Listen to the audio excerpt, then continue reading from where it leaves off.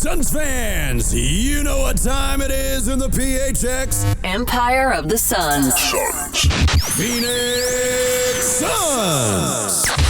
The Empire of the Suns podcast is brought to you by Sonic. Sonic. Empire of the Suns. Hello there, and welcome to the Empire of the Suns podcast. My name is Kellan Olson, joined as always by Kevin Zimmer. Man, what's up? Hello, how's it going? It's going. How about you, man? It's, we're in, 4 games. 2 were very troubling. Last 2 for the Suns were, I would say, something there. They won. Important in the standings. We can go over that in a little bit, but I mean, just this 4-game stretch or so, what you feeling? What do you want to talk about? Devon Booker got hurt. We should talk about that. He turned his right ankle at the end of Saturday's loss to Houston. That was the second loss of the year for the Suns to the Rockets. He has had these reported timelines that are like somewhere between a week or two, basically, of him being away, and we don't really know where. It's coming. They play Boston on Saturday, Cleveland on Monday, Boston again on Thursday, and Charlotte again on Friday. I would pencil in Thursday or Friday. That would be my guess based on how this whole thing has gone with no additional information. Obviously, without him, he's their most valuable player. They just started this stretch of the schedule that's a gauntlet, and they lost to Oklahoma City. They beat Denver in overtime, which was the biggest upset of their entire season so far because they were +9 in Vegas, and that was the biggest underdog they had been all year. And then I don't know if they handily beat Toronto, but they were ahead the whole time, and they never let Toronto they only let them get within a possession once or twice, and other than that, it was like 7 to 9 to 11 point advantage. So it was fundamental in a way. Also a team that is awful right now, and they should blow out by 30, but it is what it is. But right now it's about surviving without Booker in the standings. They are at the 6th spot currently. It's more about the loss column, though. They are tied with Sacramento at the 6-7 line, and then at 28 is Dallas, 29 is Golden State, 30 is the Lakers. Golden State, a recent ankle sprain. I don't know what exactly the injury diagnosis is for Steph Curry, but the reporting that came out today suggested that it'll be a couple of games, but nothing super significant. But then again, they haven't won this year without Curry, and if they just drop 3 or 4 in a row here, all of a sudden they're in a really, really tough position. It's kind of similar to where the Lakers are at, where 4 behind in the loss column with this few games left is already a really tough battle for them to get out of play-in territory. So the Suns are in a decent spot right now, all things considered, but we're now shifting the conversation from will they avoid the play-in to can they win a championship. That is how the season dynamics have changed. Expectations, reality, I don't know. Yeah, I mean, we'll get into that later because there's still so much to play out, I think. To me, this stretch, obviously you don't want Devon Booker to get hurt. You want to build with the big 3 and the quirkiness, I guess, of Bradley Beal trying to find his place there. But if there is a silver lining, it's that Bradley Beal gets more comfortable on the ball more, running things, and honestly just like feeling like he has to be more aggressive. And you look, I don't remember even who's done it, but someone put out the driving numbers, and David put those out. Those are way up. That's a way that guy can gain confidence. But also you look through the assist numbers, and I went through the Oklahoma City Thunder game. I did watch all 21-22 turnovers. He had 7, led the team, but honestly, like, the KD and Nurk ones were worse than his, where his were, maybe it's legs at one point, maybe it's, not playing with Nurk a whole lot and pick and roll. There were a couple there, and then there was just like at the very end of the game, the Eric Gordon just whiffed on catching a pass. So like his weren't as bad as some of the other guys', but I'm saying that to say like he has some things to work out, right? He can get more action with Nurk. Maybe you run him more with KD in pick and rolls. So I think this time, even with Booker out already in 3 games, has been super valuable. And I looked up just passes per game numbers, the Suns were, I believe, 18th at like 278, 79 for the season. That's the average. But the last 3 games, they've been at like 329. So 300 is the magic number Monty always wanted them to hit. Okay. So like that's a 50 per game. So maybe they're playing faster, but even playing pace faster is not going to make up for 50. That just means they're whipping it around. And you see that. And I think that's kind of showed in Grayson Allen had 2 really good shooting performances where he just went bonkers, 8 makes in a row, that kind of thing. To me, he got those because of the ball movement, because the offense has looked really good. Now, yes, the Denver game, the fourth quarter, we could like argue, and we should say like you can't play that poorly and score 12 points. Score 5 points over 9.5 minutes. Like, is that missed shots? Maybe. Can the offense run better? Probably. Doesn't matter. Doesn't matter what it is. It doesn't matter what it is at this point. I don't care. Yeah. So, but other than that, obviously, that's, again, one of those things we have to put an asterisk around, but also that impacted that game, put it into overtime. I think the offense has found something, especially Bradley Beal just working, and he hasn't even been a scorer, but I just think the offense has looked a lot better, especially the last 2-3 games. It has. At some point, like 2 weeks ago, Vogel mentioned a change in like how Bradley was starting to be more the point guard, and I didn't really see it on the floor. But now with Booker out, it's been a lot more obvious. And Durant even said it last night that Brad's been a quote-unquote traditional point guard now for these last couple of games. And Vogel's response today was interesting because I asked him, how much can this be like a confidence boost for Brad when Book comes back, so that when Brad is on the ball, he can play this way still? And Vogel said it was more of a change that they made a couple weeks ago, where once the big 3 was all back together, they wanted Book off the ball more and they wanted Brad on it more. That is a delicate balance, in my opinion, because I think Devon Booker is really, really good at playing point guard, and they shouldn't be looking to move him off the ball a ton. They should look to do it a little more to get Brad on it. But I think if Brad can, like, if they can 50-50 split it, or more like 65-35 with Book being the 65, I think that's more of a recipe for success. Because I think Beal can still generate his rim pressure off the ball when he's attacking closeouts and stuff. He just needs to do it. And he's been doing it a lot more lately now that he's healthy during this stretch.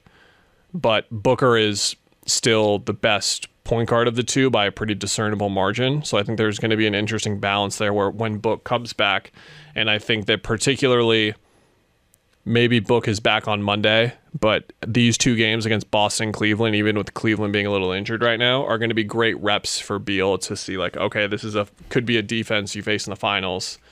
Let's see how the point guard stuff works. It worked pretty well against Denver, who was half asleep, and against Toronto, who's awful. But now you get to see where it is. And that's not to take any credit away from how he played. He played really well. Like, he had 20 points, 8 assists, and 2 turnovers against Toronto. And if I told any Suns fan, I was like, guess what? You have a point guard now. And that's his line, and he was efficient. And they'd be like, ooh, who's the point guard? I'd be like, it's Bradley Beal. Yeah. They would take that. So if he's going to provide that, along with the rim pressure that David pointed out in his tweet, then they're going to do well. He said it doesn't really change his mindset too much. There's obviously certain things he did. He had a funny answer where I asked him, because Frank credited Beal for keeping them organized last night against Toronto. And I was like, what does that mean? I asked Brad, and then he just kind of went through his thought process when he's running plays and stuff. He wants to like reward the big fella, get the big fella involved consistently, find looks for Grayson, but then he admitted, like, my first thought is like Kevin, always, which, yep, it should be. That's good point guard instinct to have right there. But I think that 2 guys that benefit from, again, I think the Monty tenure taught at least me a lot about what we define pace as, because I talk about it all the time in like half court settings and not in the 7 seconds or less way. And I think that it's no coincidence with how Nurkic and Allen have been playing with this pace increase in the half court at least. And I think it was Steve Jones, and I quote tweeted it as well when Steven posted the first play that they ran, And if you watch like a supercut of their first plays they've ran all the year, you'd think they have this like incredibly sophisticated and awesome offense with multiple threats everywhere at all times. And it just, those things show the potential of what their offense could be, but they're just not able to run that stuff consistently enough. Not to that level, or not even a couple levels below. They're not able to run that stuff consistently enough with how they operate. But with Beal being this aggressive and Booker coming back and being this aggressive, you would hope that it continues to go this way, because Allen and Nurkic were both fantastic in the last two games. Even with Nurk's 7 turnovers the other night against Toronto, he was still really good in that game. And then, of course, against Denver, he was magnificent. Yeah, that's 2 good, really good performances against the Nuggets for him. Just overall, I think he had the 31-point game earlier this season. But yeah, I mean, he is a Jokic stopper. So when you look at just that matchup, if ever comes in the playoffs, you feel pretty good about it, I think. But I wanted to get back to just Beal running point. To me, is Booker's better at it, but just the problems that and the things that make life harder when Book and KD have the ball. Like, KD has had bad stretches where he's kind of running point lately. And I don't know if it's so much his fault as like teams really want to take him and Book out where they're just getting blatant doubles. And to me, Beal running point allows you to play a more traditional offense where you go through your sets, you don't see the junk defenses. And I think that has a lot to do with pace, and you see good things happening out of it. Now, again, that's going to be dependent on opponent, how they're playing you. But I do think that there's a lot of value in increasing that. However you want to dole out Book versus him at the lead guard spots, where there's just a different feel to it, and you are seeing opportunities just to run your offense and get Grayson and Nurk involved. So again, that'll be super interesting. I think personally, there's also the value in, again, not burning out Book. If he's going to play good defense, if he's going to run point, like, Beal has a lot of opportunity to help him out still, and I think that can grow. And then maybe, honestly, I would like to see the Book in those situations just down the stretch in crunch time in the playoffs. Like, that's where I think Book's going to be huge.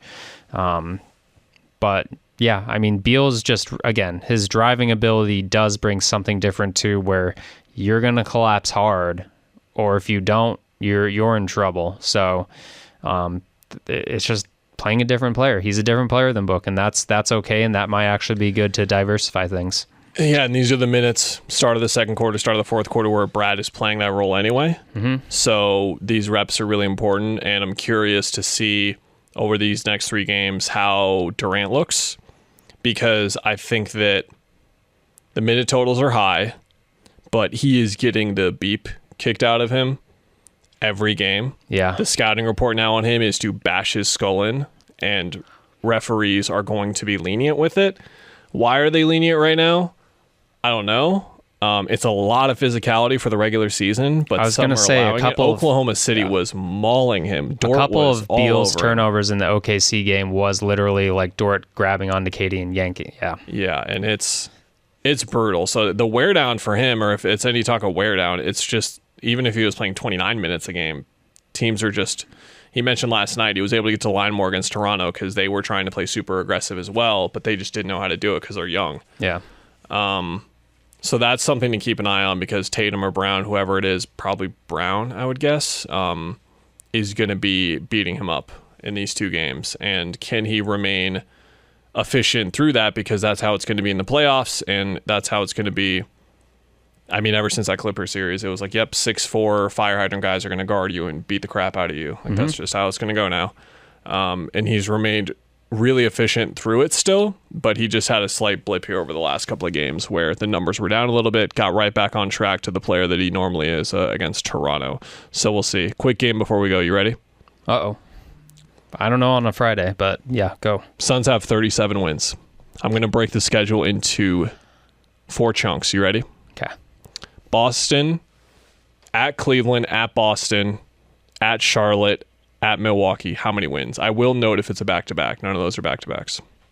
How many games is that? 5. I'll go 3. I'll go 2. Okay. Let me write this down. Hold on. I see. We're going to add them up. We're going to add them up, baby. Okay, you say 3, I say 2. Yeah. Home against Philly. The next night, home against Atlanta. Philly going through a lot of injuries right now besides Embiid. Now, that's a week away, 2 weeks away, in fact, so they'll probably be more whole by then, but still no Embiid, I would assume. And then at San Antonio, back-to-back games, but not nights. So it's Saturday, Monday. That's 4 games. How many wins? I'm going to go 2 on that one. I'm going to go 2 on that one, too. But that's a stretch where, like, you need to get 3, I think. You really need to get 3, but I'm going to pick 2. Okay. The first half of the last 10 games of the season, so another 2 5-game chunks to end it. At Denver, at OKC, at New Orleans, home against Cleveland, home against Minnesota. Days off in between. How many wins? You go first. Denver's going to want to get one back. That's not happening. I feel like 2 again. I'll be the optimistic one and go 3. Okay. After you were optimistic earlier. I was on the fence on that one. Okay. But so, Minnesota beatable, yeah. So we're both at 7 wins going into the last 5. This is home against New Orleans. Yeah. Home against the Clippers, and then the second game of a back-to-back in LA against the Clippers, but that's like they're on the same back-to-back, so it's a net loss kind of thing. Yeah. At Sacramento, at Minnesota to end it. How many wins? That's 5 games? I'd go 3 on that one. I'll go 3 on that one. So we both have 10 wins. That's 47. Out of 20 games, so we said 500 basically? Mm-hmm. Yeah. So that would be 47 wins. That would put them at 35 losses. We have them going 10-7, basically. Mm-hmm. That's what we have. Is that enough to be top 6? I don't know. 47 feels like a lot to be a play-in team. Yeah. But at the same time, look, Sacramento has got the same record. New Orleans got the same record. But Lakers, Warriors, I don't see popping up.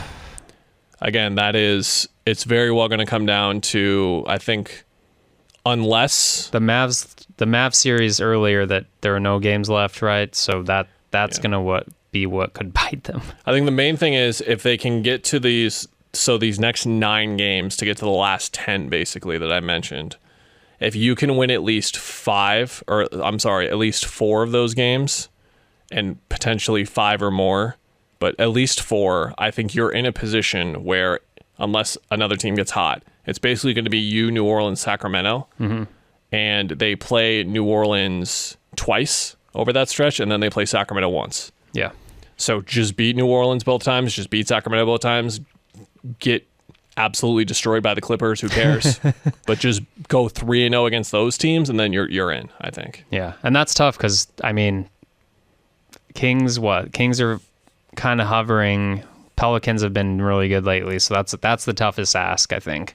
And, like, I'm going to say, just for pride and all that, they would pull 1 Clippers win. So, like, if you redistribute it, maybe, but yeah, just for the head-on-head in the standings to beat tiebreakers, yes. We'll see if these last 6 weeks are a Anthony Edwards establishing himself as a top 10 player in the league moment, and last night certainly was a strong indication that it was going to have. He jumped to like Jupiter, man. That was insane. He hit his head on the rim and did you see the side angle where it's like showing from like courtside? Yeah. And like how he hits the backboard, like the backboard knocks him back basically. He's a freak. I mentioned that because Minnesota is 44-19, Oklahoma City is 43-19, and then Denver is 43-20. I was a proponent where I said if my Western Conference Finals pick right now, and I would have stood by this if they were healthy, I was going to go Minnesota-Denver. That was going to be my pick going into the postseason. But Cat got hurt, and that changes everything. So I think Minnesota is vulnerable right now, even more vulnerable than you thought they were before. They're very vulnerable now. So if they can slip to 3 or 4 and Denver or the Clippers can move up as a result, if you're in that 5 or 6 slot now, all of a sudden you could potentially draw Minnesota as well. The Clippers have started to fade a smidge. They're 40-21. Look, if they play 500 ball and the Pelicans go nuts the rest of the year, the Pelicans could catch them. The Kings could catch them. I don't think that's going to happen for Sacramento. Maybe it does happen for New Orleans. You know who's shooting like 50% from three since January? Who? Herb Jones. Oh. Yeah. And Trey Murphy's coming off the bench still. Like Point Zion stuff. He's averaging like 7 assists per game in the last like 10 or 15 or whatever. See, the Pelicans are doing what we assume the Suns would be doing at this point in the year, I think. Rounding into form. Yes. So there's time for the Suns. They've not shown enough for us to like start talking about that, but yeah, they're the team that's doing that right now. Willie's a really good coach, man. He's a really good coach. But yeah, I think those are the main storylines to keep an eye on here over the next week or two is, can you solidify being in a position where you can control 5, 6, 7? Like you will control that. And that, again, that's getting like 4 or 5 wins in the next 9. And then just beating those teams pretty much. And then not losing every other game, basically. And then as a result, is Minnesota slipping? Is maybe OKC slipping? If you want OKC, I would want no part of OKC personally. No. We'll talk about this stuff more in like a week or two when it starts to become clear, playoff matchups and stuff, like who do you want to play, who do you want to avoid. Denver and OKC are above the other two teams by a pretty big stretch to me. Yes. Yeah. No, thank you. Gordon Hayward's starting to figure it out a little bit too for them. No, thank you. Tough stretch coming up ahead.